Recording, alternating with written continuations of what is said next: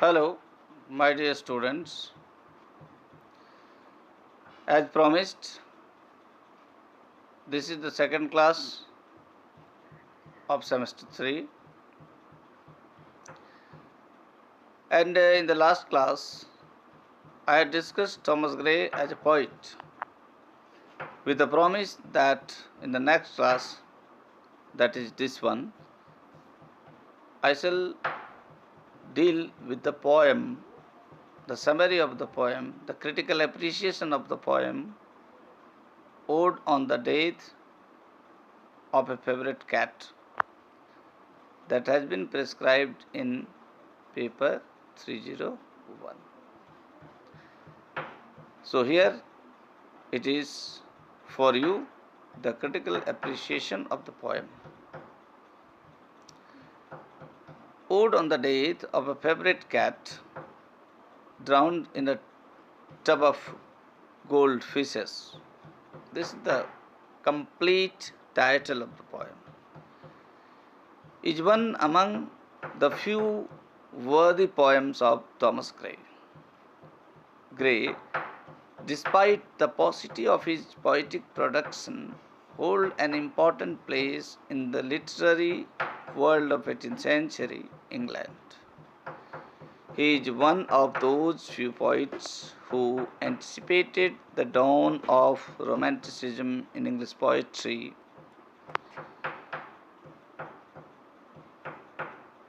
With the prosaic and rationalized environment of the contemporary age. This poem is based on an actual incident which occurred in the house of a friend of Gray. It happened so that he had two pet cats named Selima and Jara. Once, Selima, in an accident, drowned herself into a tub of water containing a few gold fishes. In fact, the cat was sitting in a relaxed mood on the verge of the vase rather, where from it noticed suddenly the gold fishes gliding on the surface of water. Quite natural it was for the cat that its average have the gold fishes arouse in her, and while trying to grab it, it slipped into the water which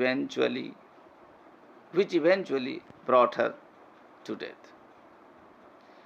This incident shocked the owner of the cat, and he shared his emotional agony to his friend Gray. In response to that, Gray seems to have written this ode, trying to console his friend from this setback, and at the same time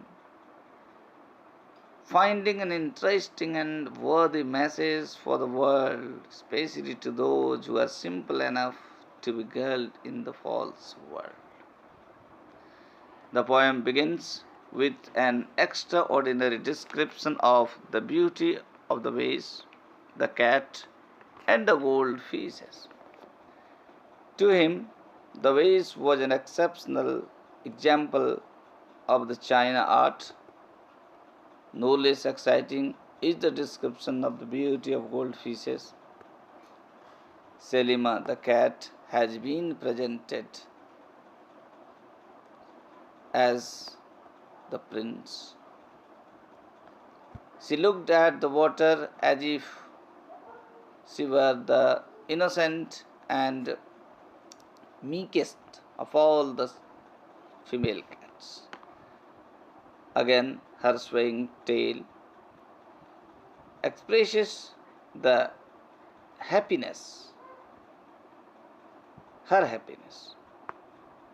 The poet has given an exaggerated yet lively description of the beauty of Selima. How it looked like, how is her complexion, how beautiful is her face and beard, how charming she looked in her thick hard skin of a tortoise. All these have been presented in a very artistic yet exaggerated manner.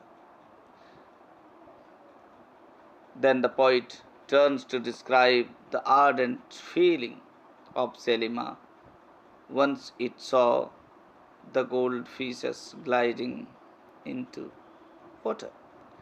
Seeing it, it hankered to have and took all attempts to get the same. However, it could not get its prey.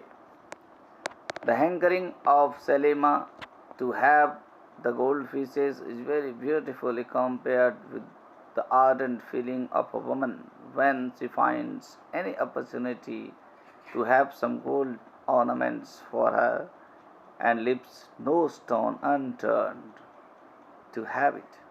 Meanwhile, Selima, instead of getting its prey, slipped its paw and tumbled headlong into the water.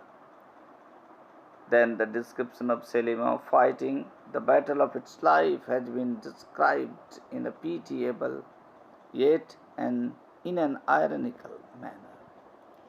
It invokes all water creatures and all that it could remember. But alas, there was no help rendered to her from any quarter. What to say about the help from the cruel Tom? It couldn't get any help even from Susan. Finally, it had to say goodbye to life. Through the reference of Selima, the poet brings out the hard yet true philosophy of the world. Favorites have no friends. The poet, through the allegorical incident happened to Selima, means to convey the message that in this world the simples, innocents are gulled at every step. Innocence and simplicity many a times take us to untoward situations. Devilish forces all the time are in an opportunity to grab them in their grip. The poet warns all such not to take any step under the illusion of being something good or true. Rather, before taking any step, one should apply one's all wit and intelligence. Otherwise, the same fate that happens with Selima would be faced in this false world. Everything that glitters is not gold. So it is up to the man to judge anything on every pros and coin. Then to take before taking any judicious decision, as step once taken cannot be retreated. So the poet appeals the readers to be bold and judicious enough while taking vital decisions in their life. Believing in the diction, brevity is the soul of wit. The words, dictions, phrases, and images used in the poem brings an extra charm and vigor to it, which makes it somewhat more pleasant and appealing. To conclude, this poem is a very interesting yet meaningful, imparting messages to its reader, which has every literary qualities to appeal its readers. Full stop. Thank you. We shall meet in the next class with a new topic.